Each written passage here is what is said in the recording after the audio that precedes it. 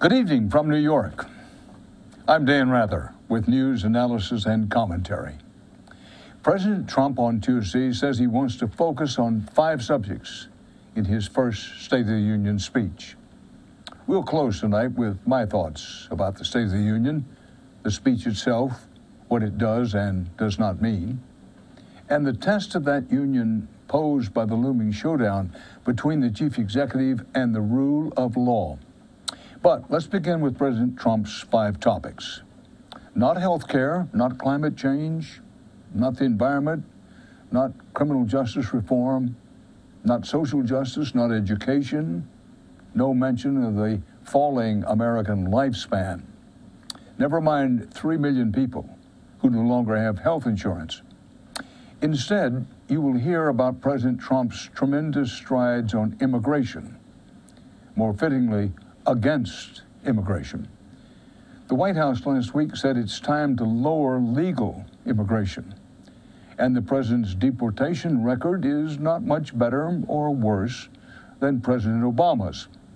But you will not hear about shattered families or military veterans cast out by the country they served, or last week's report that the government is now hunting people by tracking license plates in real time with a database of 2 billion license plate photos.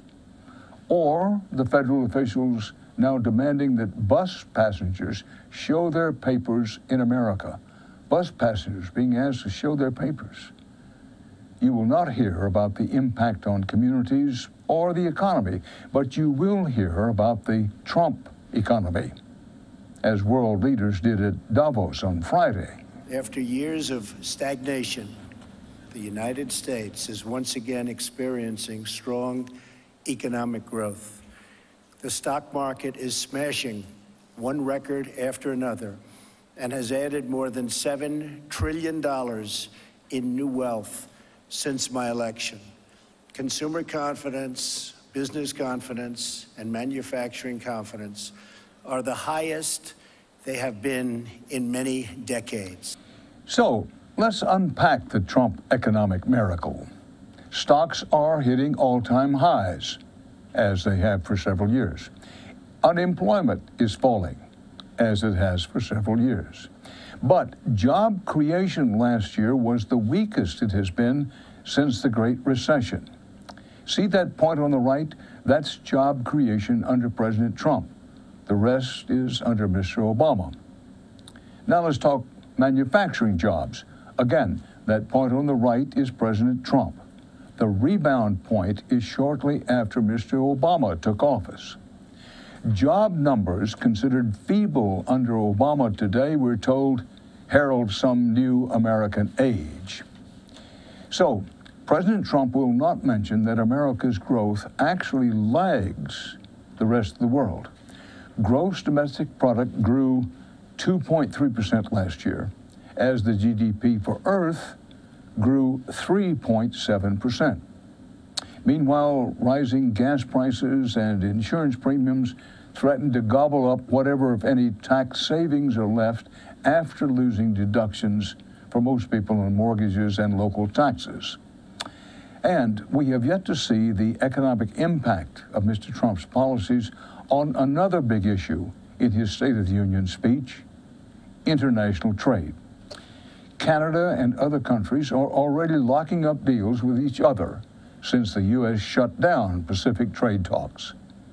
Now, the president won't tell us that in NAFTA talks today, American farmers are begging him not to kill their exports by diminishing NAFTA. On the flip side, Mr. Trump's tariffs on imports, solar panels and washing machines, are expected to mean higher prices for Americans and fewer jobs for Americans.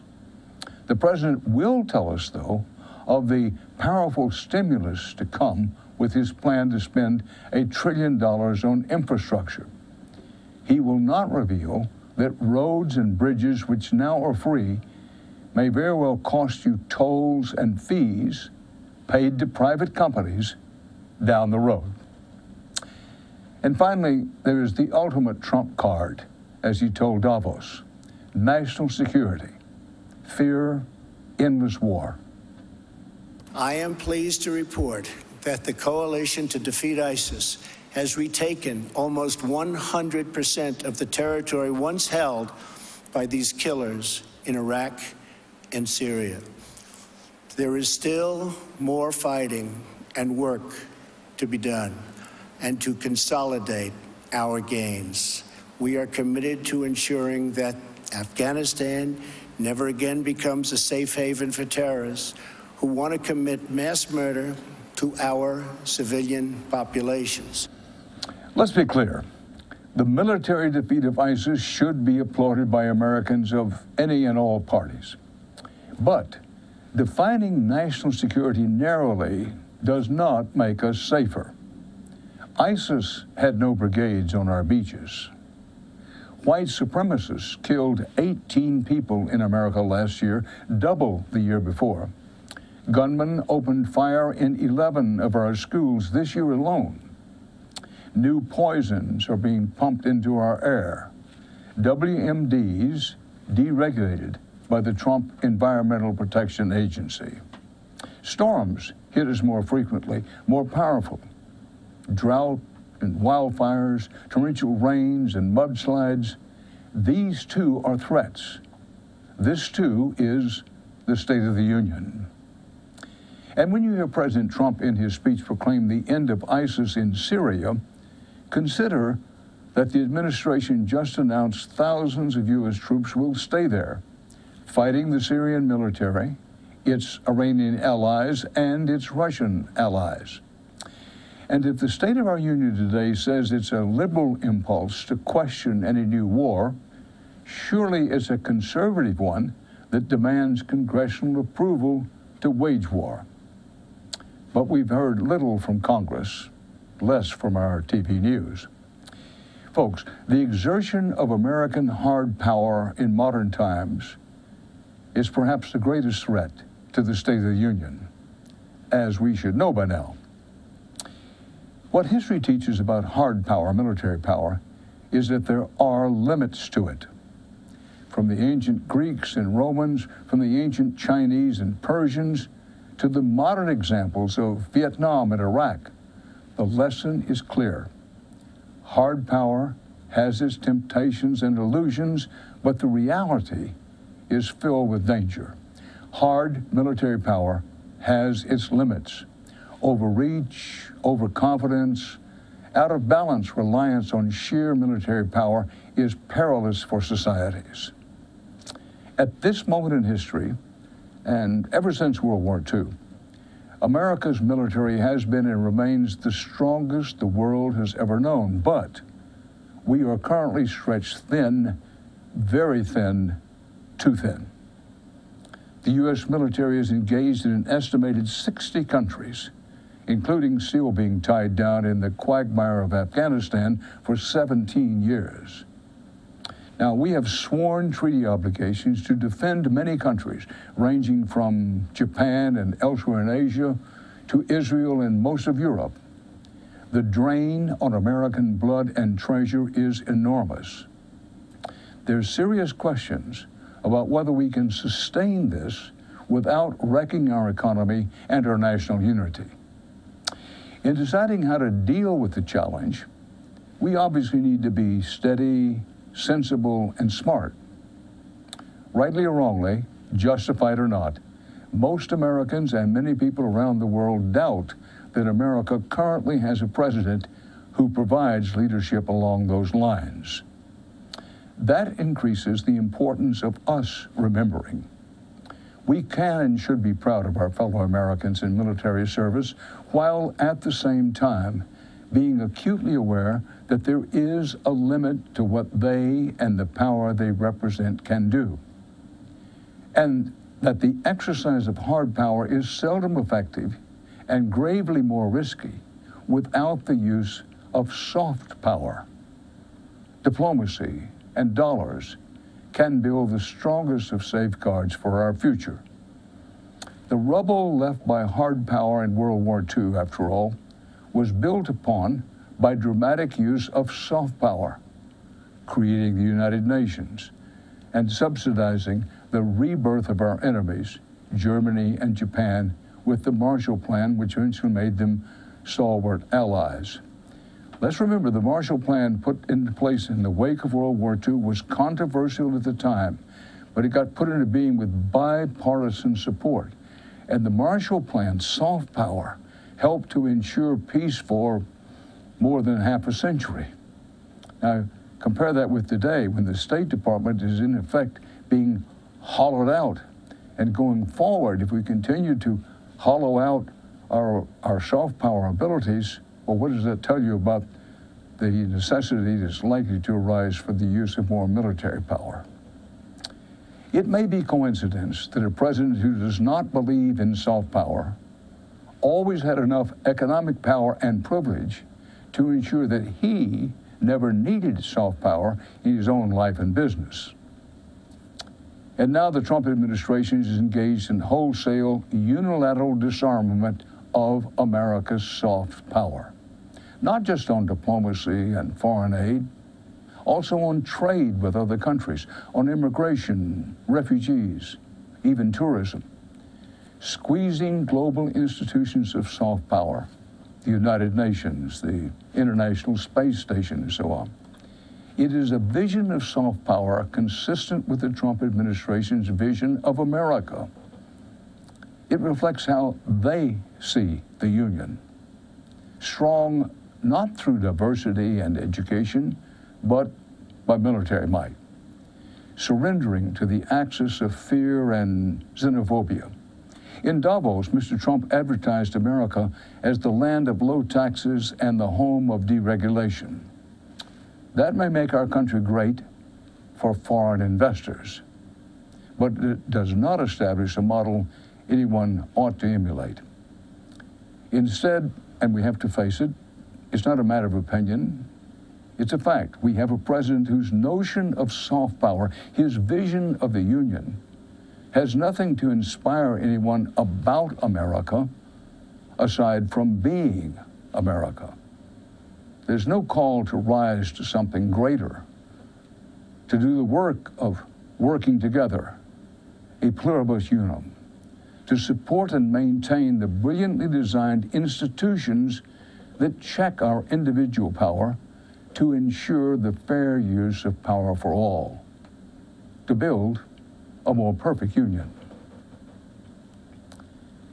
When I come back, what new revelations about the Russian investigation tell us about the state of the Union? I see what we all see. The deep divisions, the endemic injustices, the uncertainty about our future.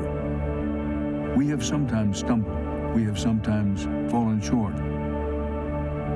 But we can renew our national purpose if we recognize that what unites us is far greater and stronger than all that divides us.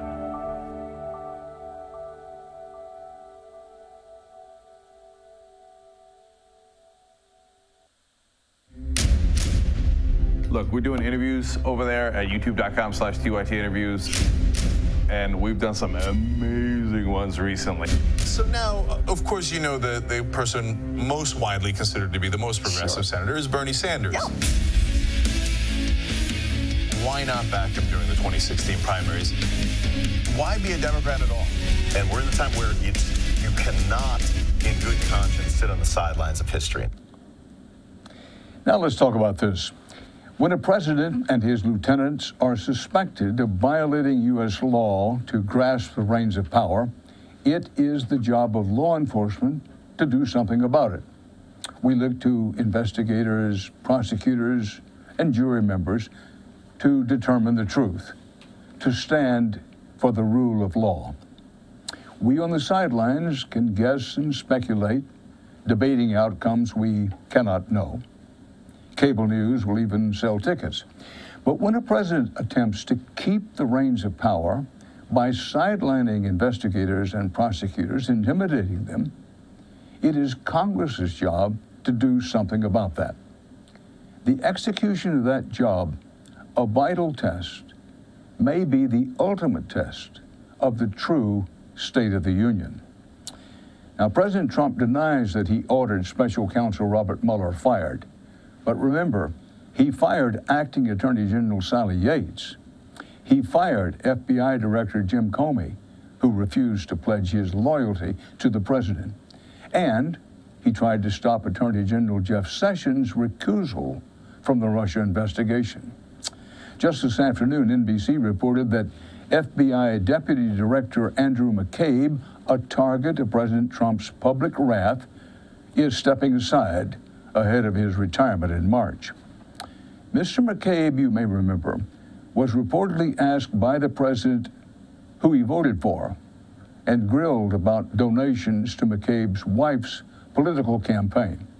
This just days after reports that Mr. Trump still talks about getting rid of Mueller's boss, Deputy U.S. Attorney General Rod Rosenstein. That Mr. Trump pushed to make Sessions resign, and that the president now wants a classified congressional memo released trashing top FBI officials who can corroborate Comey's testimony. The Washington Post reports that Mr. Trump hopes the memo will raise questions about those officials and about Rosenstein that will justify removing them, which would, of course, clear the way for Mr. Trump and or his allies to appoint loyal replacements, loyal to them. There are two bills in Congress aimed at protecting Mueller, but we have to face the fact that they're probably pantomimes, dangerous distractions with slim hope of passing. Listen to some of our elected representatives on their sworn duty to uphold the Constitution and take a hard stand in Mueller's defense. There have been a number of bipartisan bills proposed in the Senate that would attempt to protect the special counsel from firing by the president. And you said in December that, quote, you haven't seen the need for legislation protecting Mueller. Do you see the need now? It probably wouldn't hurt for us to pass one of those bills. Do you have confidence in Bob Mueller? Yes. 100%. I have confidence in Mueller. I have questions about others within the FBI and the DOJ, especially what's come out in these texts. Would you be open if there is a bill that protects, there's a couple of bills in the Senate. One would be having a 3-judge panel review a decision if the president did fire Mueller to see if it was done on fair grounds. Would you be open if that bill is attached to the budget bill? Would you support that? Would you let that go through versus... Look, I think we should focus on the budget because military needs their funding. Why are we playing other games with something else? What's your reaction to the president's reported order to fire Bob Mueller? How much does that concern you? Again, that's New York talk. I look at it strictly as the New York language that they have, which is different than most other people. But honestly, how is it here? How is that New York talk? I'm curious. What makes this, if it isn't already, it will, a constitutional crisis is not the potential law-breaking itself. It is that when law enforcement are targeted by the chief executive in this way, those members of Congress you just heard are the last redress offered by our Constitution. But we've been here before, when Congress rose to the challenge during the Nixon period and the widespread criminal conspiracy known as Watergate. President Trump may not even mention the ongoing investigations into whether he and or those close to him conspired with the Russians to influence the election, but we have to consider it in assessing the true state of the union today. In the months and even years ahead, the state of our country's union may well depend on what these investigations conclude and how we as a people, as a country, react to it. The president can read from his teleprompter script all he wants about grand hopes and plans. But until the questions about Russian influence and interference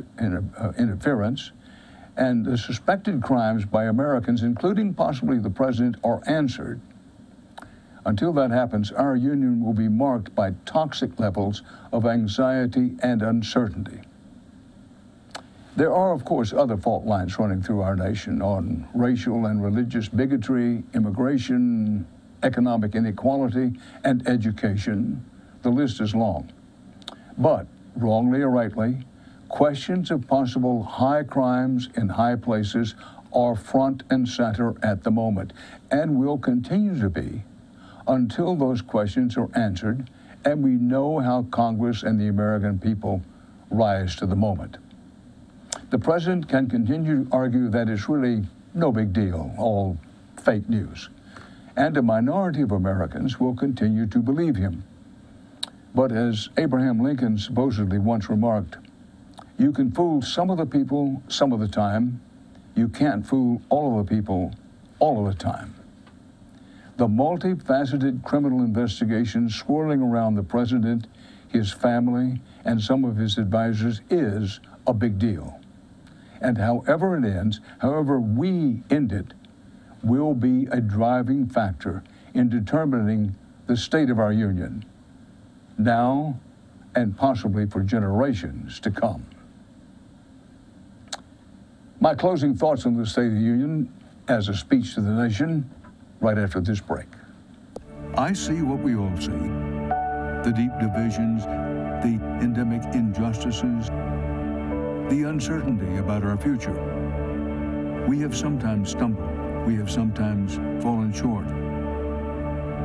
But we can renew our national purpose if we recognize that what unites us is far greater and stronger than all that divides us.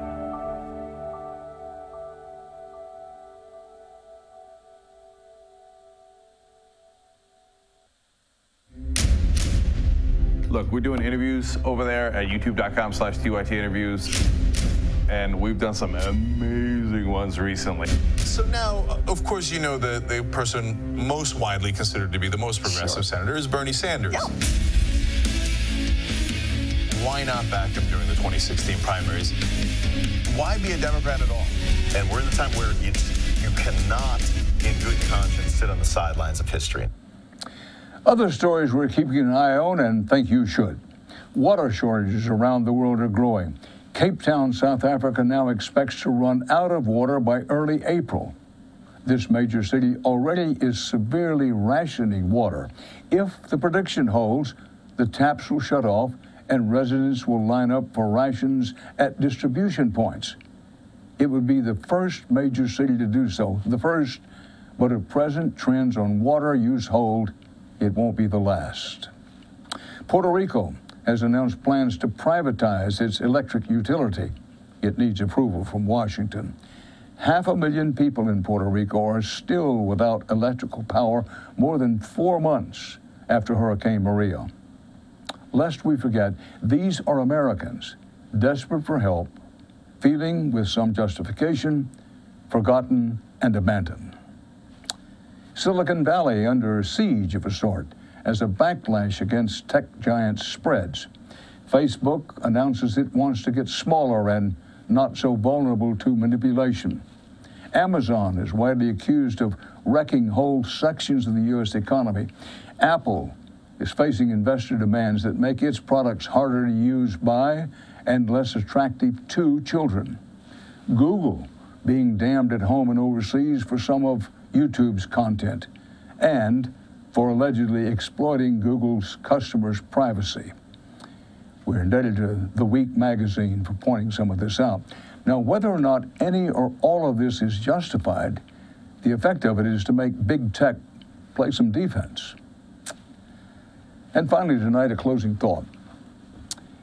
There's a profound disconnect between the contemporary attention given to State of the Union addresses and their actual impact on history. Over my many years covering these pinnacles of pomp and ceremony on the American political landscape, catnip especially for those of us who've been charged with filling airtime on television news, through the years I've usually found that these spectacles may be full of sound and fury, but they usually end up signifying next to nothing. And the power of these moments, where a president used to grab the unified attention of a nation, has only diminished in the age of fractured media outlets and the constant barrage of instantaneous news cycles. But all that being said, these speeches are not without their importance, for they do serve as a test of sorts for how the public views a president, and perhaps even more significant, how a president wishes to be viewed. And that leads to what we may expect Tuesday night. In many ways, we have already seen plenty of what President Trump thinks.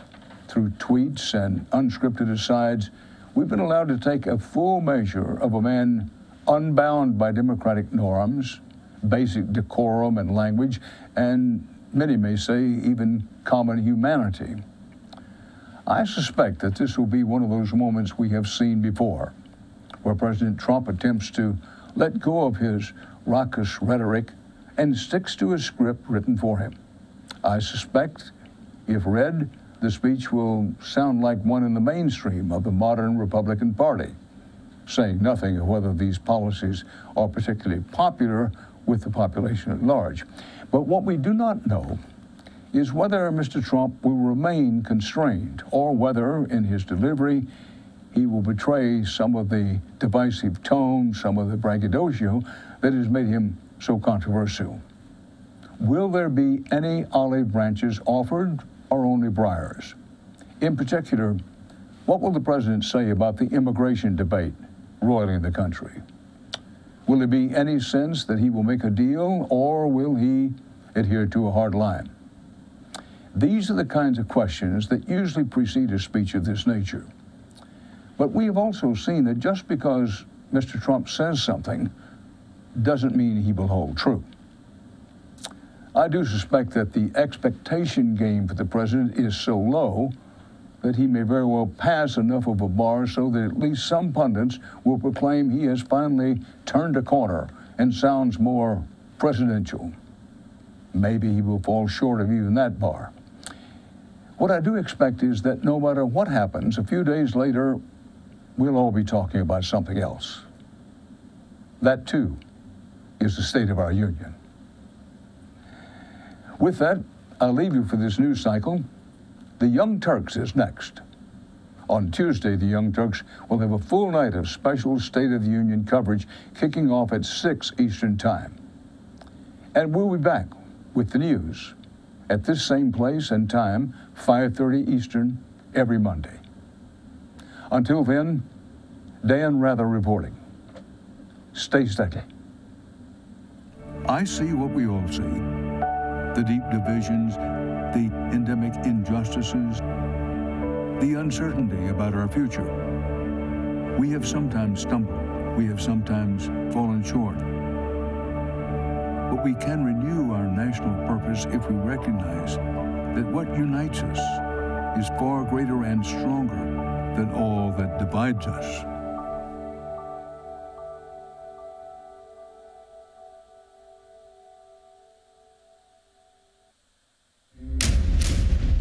Look, we're doing interviews over there at youtube.com/TYT interviews, and we've done some amazing ones recently. So now, of course, you know the person most widely considered to be the most progressive senator is Bernie Sanders. Yeah. Why not back him during the 2016 primaries? Why be a Democrat at all? And we're in the time where you cannot, in good conscience, sit on the sidelines of history.